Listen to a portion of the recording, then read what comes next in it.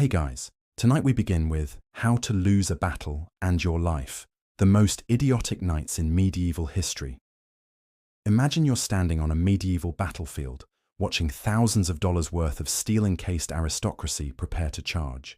You can see what's coming. The terrain is wrong. The enemy is prepared. Every tactical sign screams, "This is a trap," and you can't do anything about it. Because the men making the decisions, the knights, the nobles, the ones who were told since childhood that their blood makes them superior, they're not interested in your observations. They're not interested in strategy or survival or learning from the dozens of previous disasters that looked exactly like this one. They're interested in glory, in honor, in proving that peasants with longbows, or commoners with pikes, or any enemy that doesn't fight by their rules, couldn't possibly matter. Tonight, we're watching medieval knighthood's greatest hits. And by hits, I mean catastrophic failures so spectacular, so preventable, so obviously telegraphed, that you'll be screaming at history like it's a horror movie. We're talking about battles where the outcome was determined not by superior enemy forces, but by weapons-grade aristocratic stupidity. This isn't about the romance of chivalry. This is about what happens when a system built on privilege and ego meets reality on a battlefield. We're going to watch knights ignore scouts, dismiss intelligence, refuse to coordinate with their own infantry, and charge again and again and again into obvious death traps, because admitting that common soldiers might know something useful was apparently a fate worse than annihilation. You're going to see tens of thousands die, kingdoms lost, battles thrown away, all because the people in charge valued pageantry over survival and believed that noble blood was a substitute for basic military competence. So before you get comfortable, take a moment to like the video and subscribe, but only if you genuinely enjoy what I do here. And let me know in the comments where you're tuning in from and what time it is for you. It's always fascinating to see who's joining us from around the world. Now, dim the lights. Maybe turn on a fan for that soft background hum, and let's ease into tonight's journey together. You're watching a 7-year-old boy being told he's special, not special in the everyone's unique way, special in the cosmic, ordained by God, literally better than other humans way. His blood is noble, his family has held land since before memory, and that means he's destined for battlefield glory, for leading men, for having songs sung about his deeds for generations. You're watching the construction of a beautiful lie, and you already know it's going to get him killed. See, the entire system of medieval knighthood is built on comforting delusions that have almost nothing to do with winning battles. You're witnessing the creation not of an effective soldier, but of a very expensive, very dangerous status symbol. Every lesson he learns, every value he absorbs, every instinct they cultivate in him is actively working against his survival. And there's nothing you can do to warn him. Fast forward 15 years. You're standing in a military camp, watching this young knight prepare for his first major battle. He's encased in 40 to 60 pounds of custom-fitted steel plate, a genuine masterpiece of medieval craftsmanship that's turned him into a slow-moving, vision-impaired, heat-exhausted liability. You watch him adjust his helmet, his peripheral vision completely gone, now seeing the world through a narrow slit. His hearing is muffled by metal. Try to warn him about something on his left, and he has to turn his entire body to see you. But God, does he look magnificent? And you're beginning to understand. Looking magnificent is the entire point. You see his warhorse being prepared. Massive, powerful, trained for combat. You also notice how it shies at loud noises, how it struggles with obstacles, how its eyes show white when the practice arrows whistle overhead. Horses, you've learned from experience, don't actually enjoy having arrows shot at them or running into walls of sharp, pointy things. But try telling that to a knight who's been raised to believe that charging on horseback is the pinnacle of warfare. You watch the training sessions. Everything focuses on individual combat. Jousting, swordsmanship, one-on-one dueling. You see young knights being taught to seek out enemy champions for single combat, to prove personal valor. Coordinating with infantry. You watch them dismiss that as work for commoners. When an experienced sergeant tries to explain the terrain, you see the contempt in the knight's eyes. Taking tactical advice from someone of lower rank? Unthinkable. You mention the word retreat once, and the looks you get make it clear. Cowardice is worse than death. This is the medieval aristocratic mindset you're witnessing. They would rather die gloriously making the wrong decision than survive by listening to a peasant. And here's what makes you want to scream. The system actually works sometimes. You've seen it. In small-scale conflicts against poorly equipped opponents on favourable terrain, a knight in full plate on horseback is genuinely terrifying. The shock value alone can scatter enemy lines, so the delusion gets reinforced. Every minor victory becomes proof that they're special, that their breeding makes them superior, that God himself favours their class. Then you watch them march toward their first real battle, against a prepared enemy on unfavourable ground, facing tactics they've been trained to consider beneath contempt, and you know exactly how this ends. You've seen it before. You'll see it again. You're standing among hundreds of men who've been told the same lies. You watch the commanders making decisions based not on strategy, but on who gets to charge first, because charging first means the most glory. Nobody's scouting. You volunteered, they ignored you. Nobody's coordinating with the infantry. You tried to suggest it, they laughed. Nobody's considering the terrain or the weather or the enemy's actual capabilities. You're watching men desperately trying to prove they're the bravest, the most honourable, the most noble. And you see it.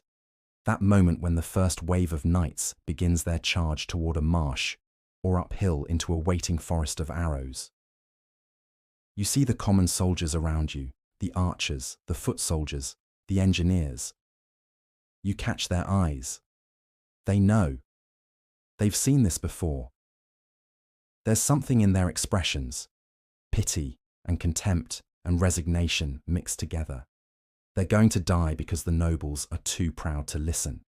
The nobles are going to die because they're too indoctrinated to learn. And you're going to watch it all happen. You try one last time. You call out about the mud ahead, about the enemy positions, about the obvious trap being laid. A knight rides past you, adjusting his magnificent helmet, and doesn't even acknowledge your existence. His grandfather died in a cavalry charge everyone knew was doomed. His father lost half his men in an unwinnable battle. And now, you're about to watch the family tradition continue. Because the one thing this class absolutely cannot do is admit that maybe, just maybe, the system that gave them everything is also the system that's about to take their lives for no good reason. You know the mud doesn't care about bloodlines. You know the arrows don't distinguish between noble and common blood. You know the enemy soldiers waiting to pull these knights off their horses and stab daggers through armour gaps aren't impressed by coats of arms, but they'll keep charging anyway, because that's what knights do. That's what honour demands. That's what they were born for. And you, standing there among the common soldiers with all your experience and knowledge and desperate warnings ignored, you get to watch it happen. Again. Welcome to medieval warfare, where intelligence is a spectator sport. You're watching the Kingdom of Jerusalem commit suicide, and the worst part is that everyone knows it except the man in charge.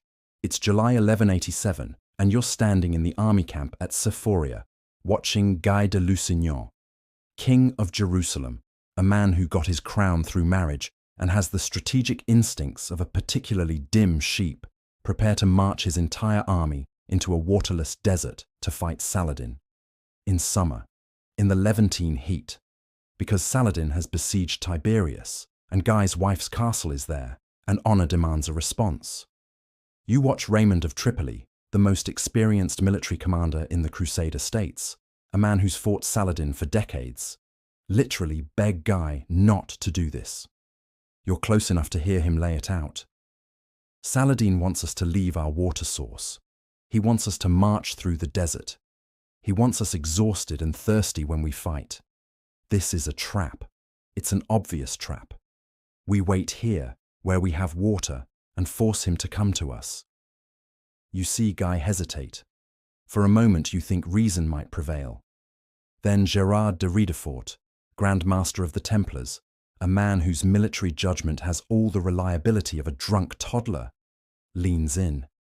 You can't hear what he says, but you see the effect. He's calling Raymond a coward, suggesting he might be in league with the Muslims, questioning whether Guy is man enough to save his wife's castle. You watch Guy's face harden. The decision is made. You're marching at dawn. That night, you barely sleep. Not because of anxiety, though there's plenty of that, but because of the heat. It's scorching even after sunset, and you know tomorrow will be worse. You watch the knights trying to rest in their tents, already sweating in the oppressive air. Some of them are making jokes, confident that God will provide. You want to scream at them that God helps those who bring water, but you know they won't listen. Dawn comes like a furnace door opening. You begin the march. Within hours, you understand that you're watching a disaster unfold in slow motion. The army is moving away from the Sea of Galilee, away from water, marching west toward Tiberias across a barren plateau. The sun is merciless. You're sweating through your clothes, and you're not even wearing armor. You look at the knights in their steel shells and watch them begin to suffer. You see the first man stumble, then another. The horses are flagging, their flanks dark with sweat. The infantry is slowing, men gasping, tongues already swelling. And you haven't even encountered the enemy yet. Then you see the smoke. Saladin's forces are setting fire to the dry grass around your line of march. The wind carries the smoke directly into your faces, and suddenly you're not just hot and thirsty, you're choking, eyes streaming, the acrid smoke adding a whole new layer of misery to the experience. It's psychological warfare at its finest, and you watch it break the army's morale one man at a time. You hear the knights calling for water. Their horses are desperately thirsty, becoming unmanageable. Men are beginning to fall out of formation, collapsing. Some are trying to drink their own urine. Others are sucking on pebbles, desperately trying to generate saliva. You watch one knight remove his helmet, a blessed moment of relief from the steel oven, and his face is bright red, lips cracked and bleeding, eyes unfocused. Raymond rides up to Guy again. You're close enough to hear. We need to push through to the springs of Hattin. We can't stop here. Guy agrees, but the army is disintegrating. The infantry is begging for rest. So Guy makes his second catastrophically stupid decision of the day. He orders camp to be made on the plateau, still miles from water. You watch the sun set on an army dying of thirst within sight, metaphorically, of salvation. The springs of Hattin are less than 6 miles away, but you're not going to reach them. You can see it in the soldiers' faces. The knights are too proud to admit the march was a mistake, and the infantry is too exhausted to move. That night is hell. You lie on scorched ground, throat on fire, tongue thick in your mouth. You hear men praying, men crying, men having fever dreams. The horses are screaming, an awful high-pitched sound that cuts through the darkness. Some have simply died. Others are too weak to stand. You watch knights trying to give their war horses water from their own meager supplies, and you think, that horse is going to be dead by morning, and so are you. Saladin's forces surround the camp during the night. You can see their fires in a complete circle. You're trapped. Everyone knows it. Dawn brings no relief, just the return of that merciless sun.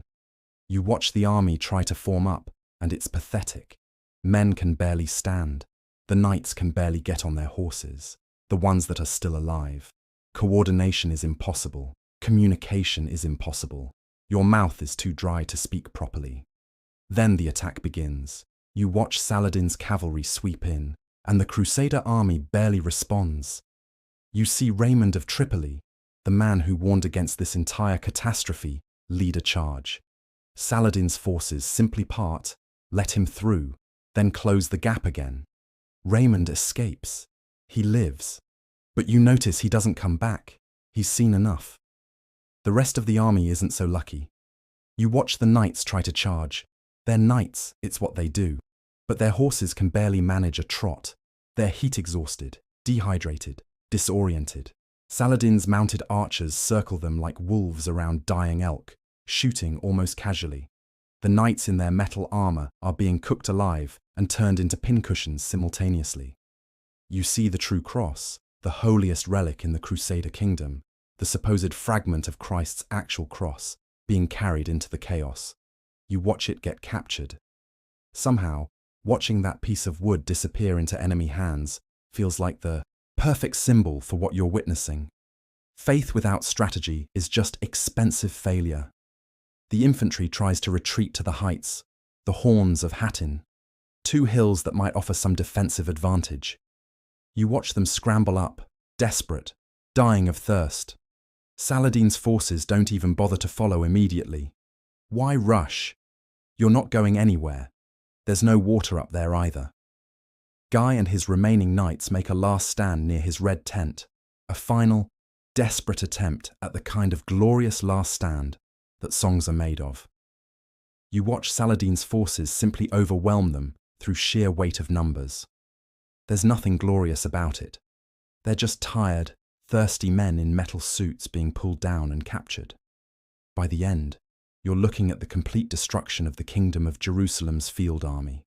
Thousands dead, thousands more captured. The kingdom itself will fall within months.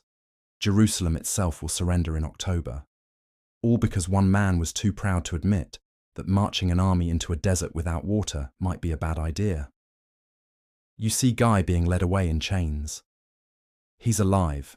Saladin is civilized enough to spare captured nobility, though Gerard de Ridefort and the other Templar prisoners aren't so lucky. You watch him stumbling along, still in his armor, and you wonder if he understands. If he's grasped that his need to appear brave, to respond to challenges to his honor, to never back down, has just cost the Crusaders everything they'd spent 90 years building. The desert is littered with bodies now, steel armor glinting in the sun like scattered coins. The sands will cover them eventually. The place will be remembered as the Horns of Hattin, where thirst killed more effectively than any sword. And the lesson, that honor without hydration is just elaborate suicide, will be completely ignored by the next generation of knights, because that's not how the system works. You're watching the flower of French chivalry prepare to teach a lesson to Flemish peasants, and you already know how this ends because you've seen that look before. The absolute certainty that breeding and armor trump everything else. It's July 11th, 1302, outside the city of Courtrai in Flanders, and you're standing among the French army watching Robert II of Artois, a man whose confidence is matched only by his incompetence, prepare to charge approximately 8,000 Flemish militia. These aren't professional soldiers. They're weavers, guild members, craftsmen. They're armed with godendags, literally good days, wooden clubs with a spike on top, and pikes. They don't have horses. They don't have armor. They're just angry Flemings who've had enough of French occupation. The French knights find this hilarious. You watch them joking as they mount their war horses, placing bets on how quickly this will be over. You hear one knight say he'll be back in time for lunch. Another is discussing which Flemish town he'll loot afterward. The general consensus among the nobility is that this is barely worth the effort of putting on armor. Then you look at the terrain and your stomach drops. The Flemish aren't drawn up on an open field. They're positioned behind a network of streams and marshes, the Groningerbeek and its surrounding wetlands. You can see the ground is soft, waterlogged. The kind of terrain where heavy cavalry, knights in full plate on massive war horses, would struggle. The kind of ground that would turn a charge into a slow-motion disaster. You watch a scout return and report exactly this to Robert of Artois. The commander's response: "They're peasants. Ride them down." You want to grab him by his expensive surcoat and scream, "Peasants with pikes in a marsh can kill knights on horses." But you're not nobility. Your opinion is worth less than horse feed. The charge begins. You watch thousands of pounds of knight and warhorse thunder toward the Flemish lines, and for the first few moments it looks glorious. Lances levelled, pennants streaming, the ground shaking with the impact of hooves. This is what knights are made for. This is the moment they've trained for since childhood. Then the front ranks hit the marshy ground. You see it happen in waves. The first horses reach the soft earth and their hooves sink. Not dramatically, it's not like they disappear into quicksand, but enough to break their stride, to slow their charge from a gallop to a struggling trot. The perfect formation begins to compress as the front ranks slow and the rear ranks keep pushing forward. The Flemish don't move. They just stand there, pikes braced, watching the French cavalry struggle through the marsh toward them like ants in honey. Then the first knights reach the Flemish line, and you watch the pikes do their work. The Goudendags swing, and you realize you're witnessing something unprecedented. Peasants are holding against a cavalry charge. But it gets worse. The horses that aren't impaled are panicking, rearing, trying to turn in the confined muddy space. You watch knights being thrown from their saddles into knee-deep marsh water. And here's where the armour becomes a death sentence. They can't get up. 60 pounds of steel plate is manageable on solid ground. In mud and marsh water. You watch knights flailing, trying to rise, only to have more horses and men pile on top of them. You see a French knight. You can't tell who through the helmet, but his heraldry suggests he's important. Go down in the mud. He's not wounded. He's just stuck. His horse is thrashing beside him, making it worse. He's trying to push himself up with his gauntleted hands, but they just sink deeper into the soft ground. You watch 3 Flemish militia approach him. They don't hesitate. They don't pause for honourable combat. One hooks the Goudendag behind his helmet and pulls. Another finds the gap where his breastplate meets his fold. The third strikes down at his exposed neck. This is happening everywhere. You watch the flower of French nobility, men whose bloodlines go back centuries, whose armour cost more than a village produces in a year, being pulled off their horses and butchered like livestock by men whose names won't be remembered. The sound is what stays with you, not the clash of steel on steel. This isn't that kind of battle. It's the wet, sucking slorp of mud, the high-pitched screaming of horses with pike wounds in their flanks, the muffled shouting of knights trapped inside their helmets, their voices echoing in metal prisons as they drown in inches of marsh water with other armoured bodies piling on top of them. You watch Robert of Artois himself go down, the man who ordered this charge, who dismissed the terrain, who was so certain that noble blood and heavy cavalry could overcome basic geography. You see him struggling in the mud, see the Flemish close in. There's no dramatic last stand, no glorious death, just a noble drowning in a marsh while peasants finish him with clubs. The French try to retreat, but retreat in marshland while wearing full-plate armour is nearly impossible. You watch knights abandoning their horses, trying to flee on foot, only to sink deeper with every step. The Flemish pursue methodically, efficiently. No mercy, no ransoms. The French have been brutal occupiers, and now the bill is coming due. By the end, you're looking at a field, well, a marsh, covered in bodies. Mostly French, mostly nobility. You watch Flemish soldiers going through the casualties, collecting golden spurs from dead knights. They'll gather over 500 pairs. Hence this battle will be remembered as the Battle of the Golden Spurs. Each pair represents a knight, a noble, a man who was told since birth that he was superior.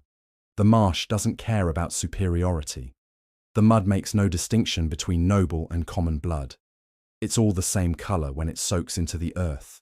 You see the survivors, stumbling back to the French lines, those few who managed to escape. They're covered in mud and blood, some crying, all traumatised. You hear one knight, his voice shaking. They fought like devils, like animals. They showed no honour. And you think, honour is what the powerful call their rules when they're winning. The Flemish didn't show honour. They showed what happens when common soldiers stop playing by aristocratic rules. The news will spread across Europe. French knights defeated by Flemish peasants. It should be a wake-up call.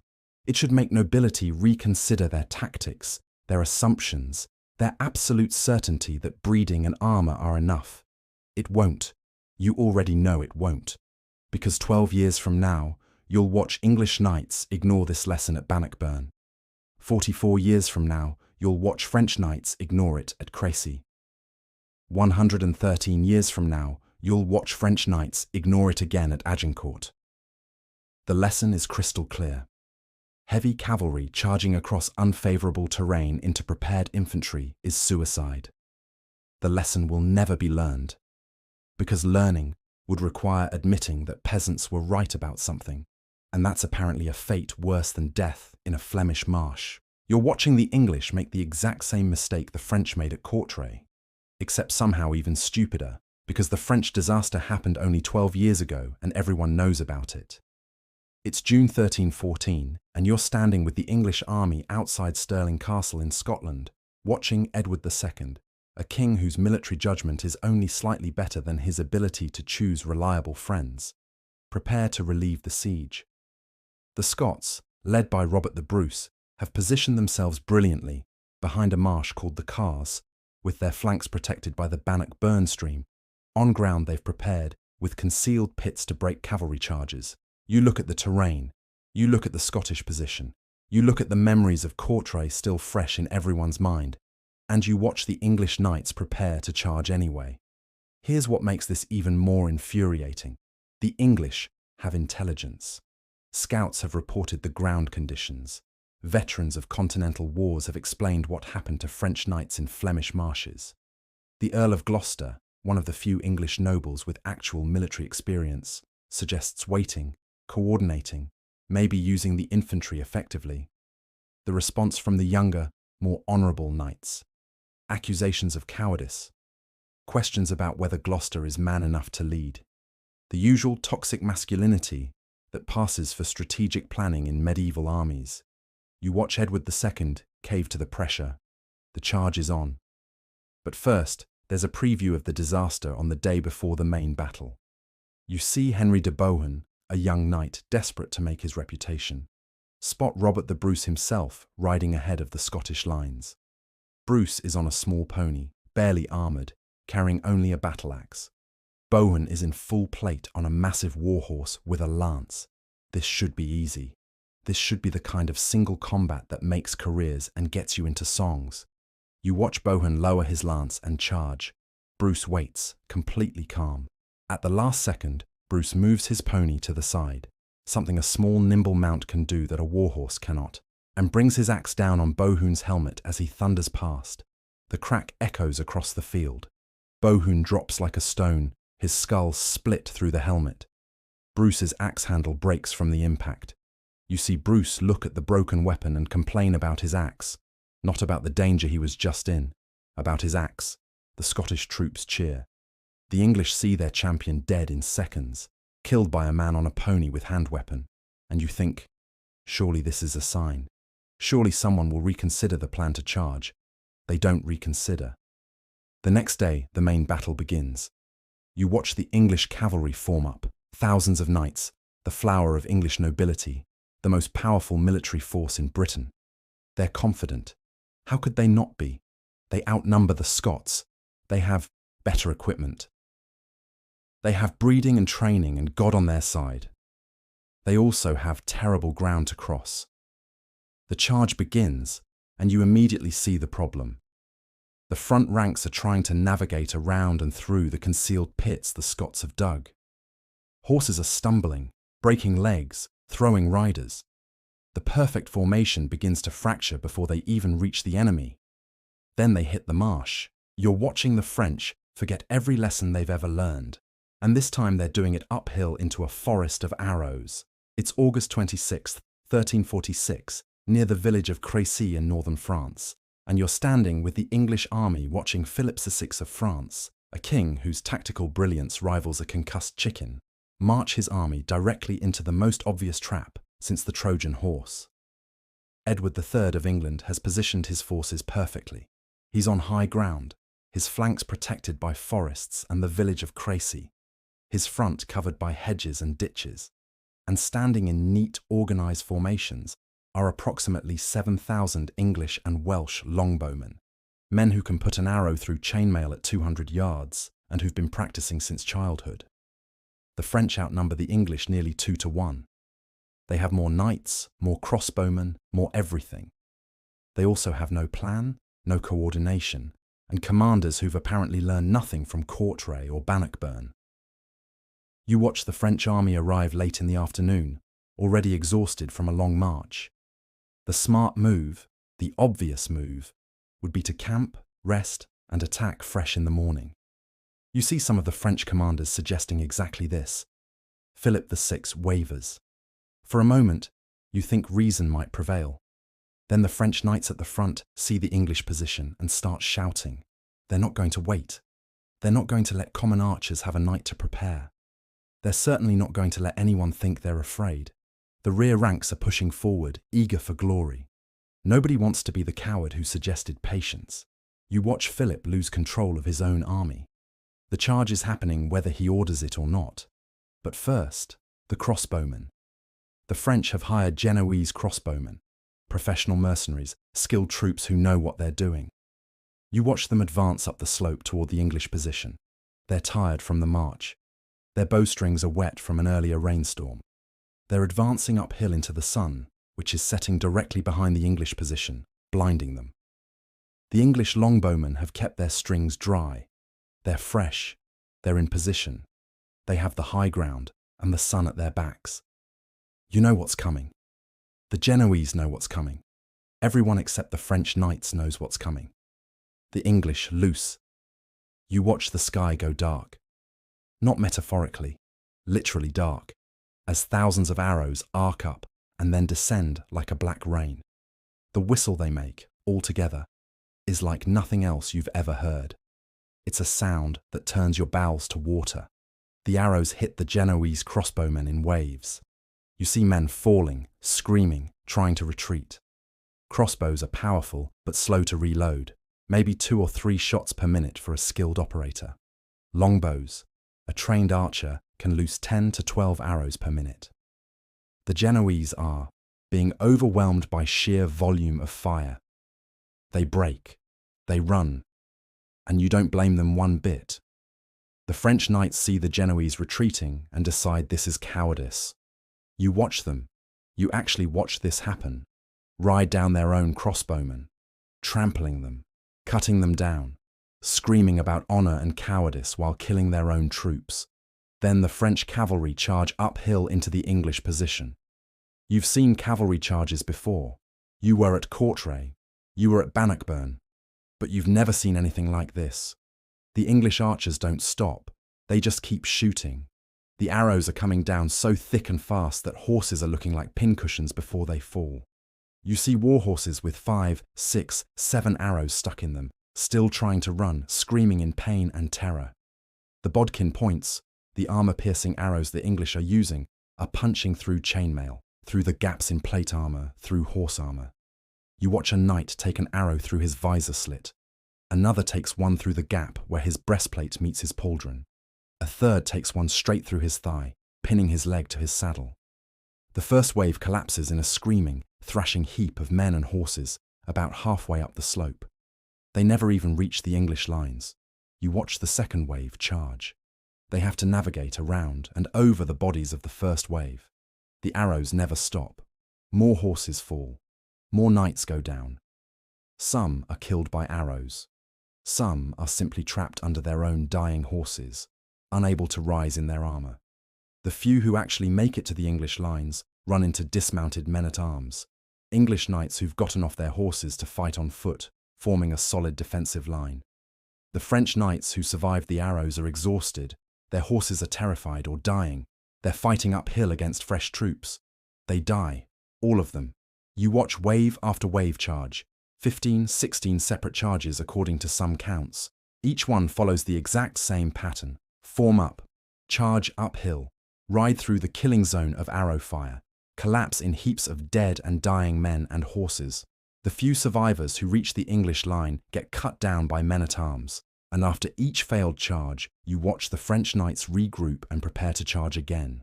No change in tactics, no adjustment to the approach, no attempt to flank or wait for darkness, or literally anything except charging directly uphill into a storm of arrows. You see French nobility dying in droves. You watch the Count of Flanders fall, the Count of Alençon, the Duke of Lorraine, the King of Majorca, an actual king, dead in the mud. The blind King John of Bohemia insists on being led into the battle tied to his knight's horses so he can strike at least one blow for honor. You watch him charge, blind, into the arrows. All the knights tied to him die together in a pile. It would be touching, if it wasn't so catastrophically stupid. The English archers are running out of arrows and starting to loot the French casualties for more. You see them pulling arrows out of corpses, French arrows dropped by the Genoese, and shooting them back. The supply of ammunition is being replenished by French stupidity. Night falls, and the charging finally stops, not because the French have learned anything, but because it's too dark to see. You look at the field, and it's carpeted with bodies. The estimates will vary. 1,500 French nobility dead, maybe more. The English losses? Maybe 200 total, most of them men-at-arms in that defensive line. The ratio is so lopsided, it barely qualifies as a battle. It's an execution. You see Philip VI retreating with the survivors. He's wounded, took an arrow to the face, and his army is shattered. The English have destroyed French military power for a generation, with longbows, with peasant weapons, with tactics the French saw coming from a mile away and charged into anyway. You hear French survivors talking, their voices broken. One is saying that the arrows fell like snow. Another is describing how they couldn't even see the English lines through the masses of falling arrows. A third is crying, talking about his brother who died in the first charge, his father who died in the 8th. And you want to scream at them. This was avoidable. All of it. You had superior numbers. You could have waited. You could have flanked. You could have done literally anything except charge directly uphill into a prepared defensive position with thousands of longbowmen. But they couldn't, because that would have meant admitting that common archers with peasant weapons could dictate the terms of battle. It would have meant accepting that nobility and breeding weren't enough. It would have meant learning from Courtrai and Bannockburn instead of dismissing those defeats as flukes. The lesson is now written in blood across 3 countries: Courtrai, Bannockburn, CRÉCY. Heavy cavalry charging into prepared infantry positions is suicide. Surely, you think, this has to be the end of it. Surely no one could watch what just happened and ever make this mistake again. You'd think that. But 50 years from now, at a place called Nicopolis, you'll watch another generation of knights ignore all of this and charge straight into an obvious trap. And 69 years from now, at a place called Agincourt, you'll watch the French do this exact same thing again. Same terrain, same tactics, same result. Because the system that creates knights can't admit it's wrong. Admitting error would break the entire structure of medieval society. Better to die gloriously repeating the same mistake than to survive by learning from peasants. Welcome to CRÉCY, where pride goes uphill and doesn't come back down. You're watching the final crusade turn into a masterclass in aristocratic arrogance, and the Ottomans haven't even sprung their trap yet. It's September 25th, 1396, outside the fortress of Nicopolis in Bulgaria, and you're standing with the largest crusader army assembled in a generation.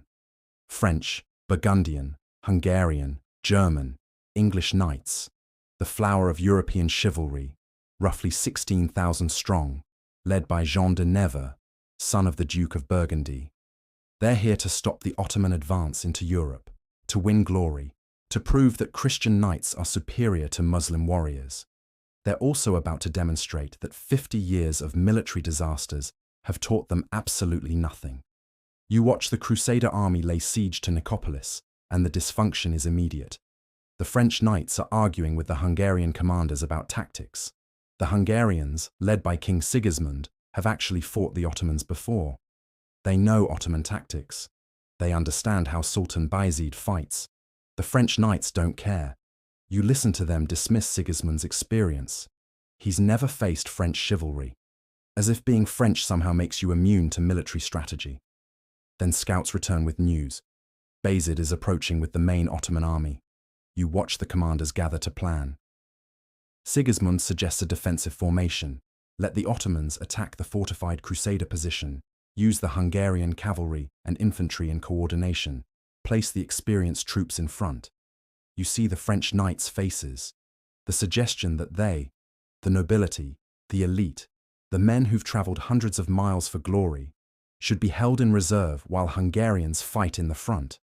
Unthinkable, insulting, dishonorable. Jean de Nevers and the French commanders overrule Sigismund. The French knights will lead the charge. Glory belongs to those who fight first. This is not negotiable. You watch Sigismund's face. He knows what's coming. You know what's coming. The Hungarian veterans who've survived Ottoman battles know what's coming, but the French have numbers and confidence and the absolute certainty that noble blood and heavy armor can overcome everything. The battle begins the next morning. You see the Ottoman forces arrayed. In front are irregular troops, Anatolian infantry, light cavalry, not the elite units.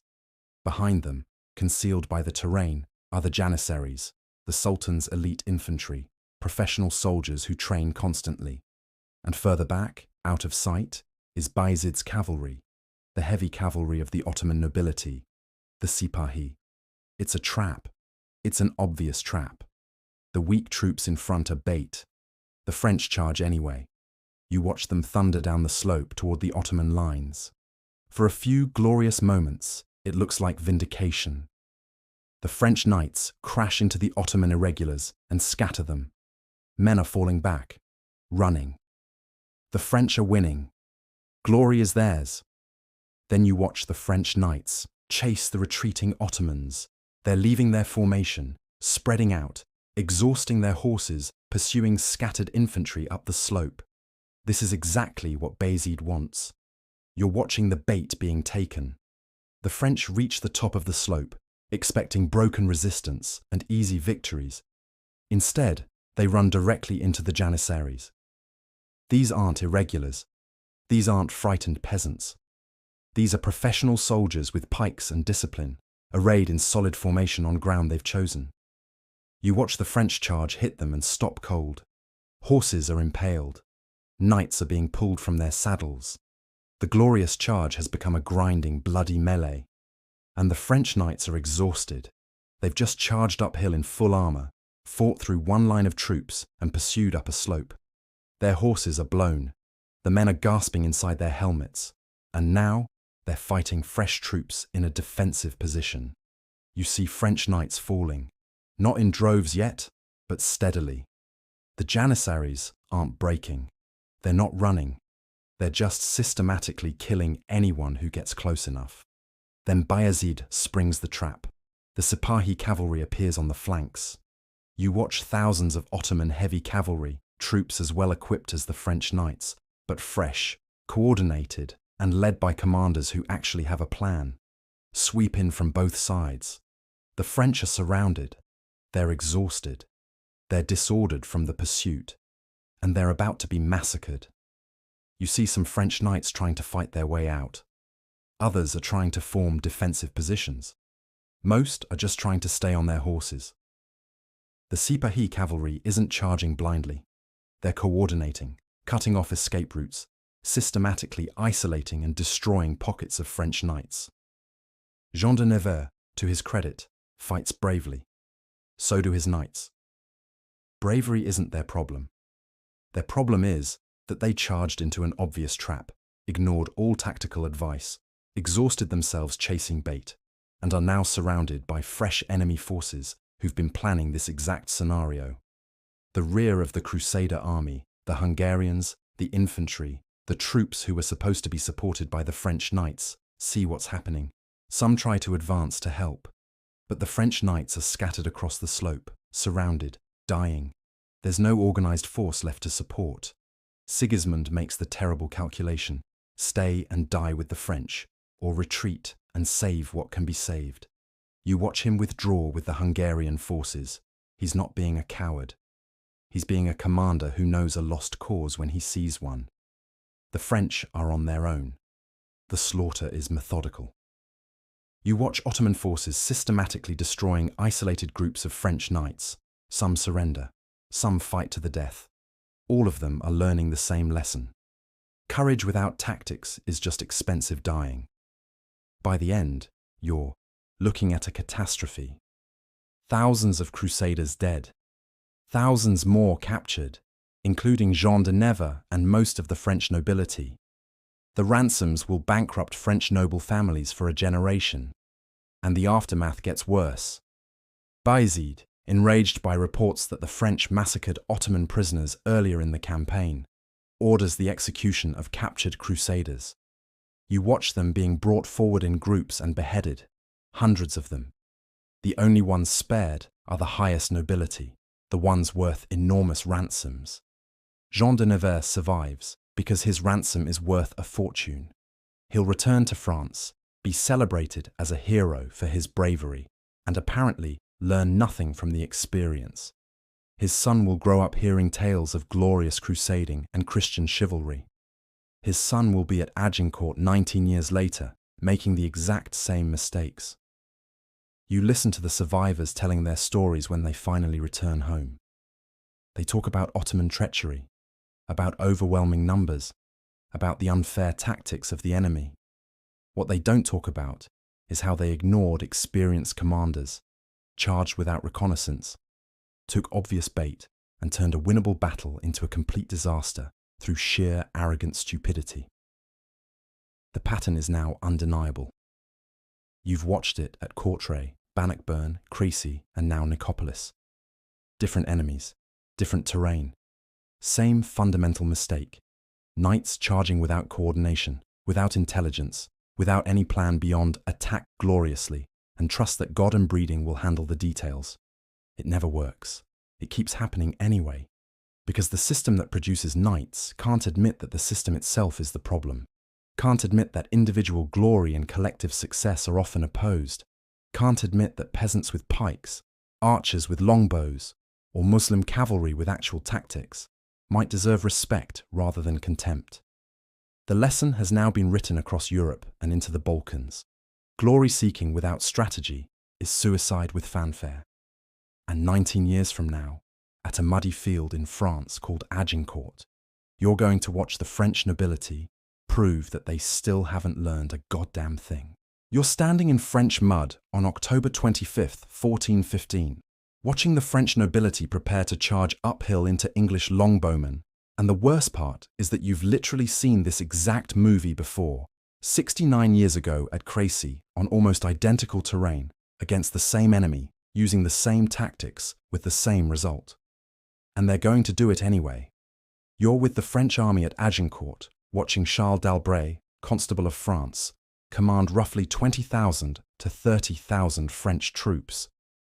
Across the muddy field is Henry V of England with maybe 6,000 men, most of them those goddamn longbowmen who turned CRÉCY into a slaughterhouse. You look at the ground between the two armies and your stomach drops. It's a freshly ploughed field, and it's been raining for days. The mud is ankle-deep in places, knee-deep in others. This is Courtrai all over again. This is Bannockburn. This is every lesson written in noble blood for the past century. You watch the French commanders planning. Some suggest waiting, starving out the English, using superior numbers to maneuver. Literally anything except charging across a mud field into prepared archers. Then you hear the younger knights calling the older commanders cowards, questioning their honor. The same speech that got thousands killed at CRÉCY. Word for word. The decision is made. They're charging. The field is narrow, hemmed in by woods. You watch the French knights forming up, so many trying to fit into the available space that they're packed shoulder to shoulder. The perfect formation compressed into a mob before the charge even begins. The charge begins. You watch the mounted knights try to build speed through the mud, and it's pathetic. The horses sink with every step. What should be a thundering cavalry charge becomes a slow-motion struggle through liquid earth. The English longbowmen loose. You watch the sky go dark, that same terrible black rain you saw at CRÉCY. The whistle thunk of arrows finding targets, the screaming of horses. And unlike CRÉCY, the mud ensures nobody's making good time. You see the first wave go down, horses collapse, throwing riders. Knights in full plate hit the mud face first and cannot get up. The ones behind can't stop. They're being pushed forward by the press of bodies. You watch knights tripping over the fallen, adding to the pile of struggling men drowning in metal suits. The dismounted knights fare worse. You watch them trying to march uphill through mud in 60 pounds of armor. Every step is exhausting. They're moving so slowly that the archers have time to aim. You see bodkin points punching through visors, through arm joints, through gaps in armor.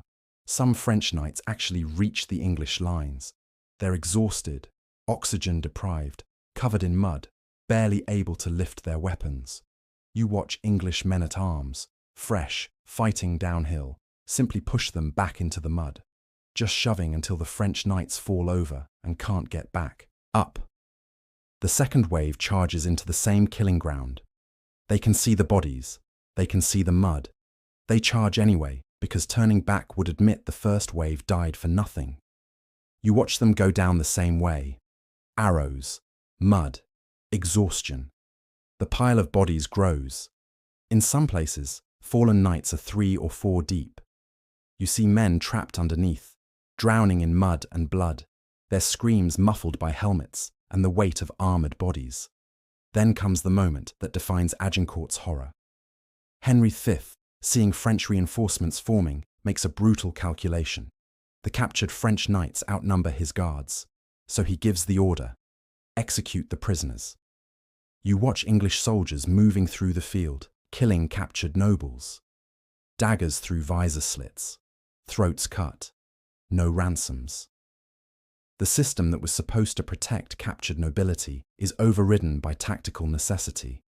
The French nobles witnessing this see their entire worldview collapse. They're the elite. They're worth fortunes. They're supposed to be too valuable to kill. And they're watching their friends being systematically executed in the mud like livestock. By the end, you're looking at roughly 6,000 to 10,000 French dead. English losses? Maybe 400. 3 French dukes dead, 90 counts and barons, thousands of knights. The cream of French nobility lying face down in a muddy field because they couldn't learn the lesson taught over and over. You watch the survivors stumble away, some crying, some silent, all broken, and you listen to them trying to process what happened. They're talking about English treachery, about bad luck and worse weather. What they're not talking about is how this was CRÉCY all over again, how every mistake made at Courtrai, Bannockburn and Nicopolis was repeated here with the same result. 69 years, 2 generations, same terrain, same enemy, same tactics, same catastrophic failure. The system is incapable of learning. The culture that produces these knights cannot admit its fundamental assumptions are wrong, because admitting that would mean acknowledging that common soldiers with common weapons can defeat noble blood through simple competence. Welcome to Agincourt, where history's lesson is written in the mud, and no one who needs to read it ever will.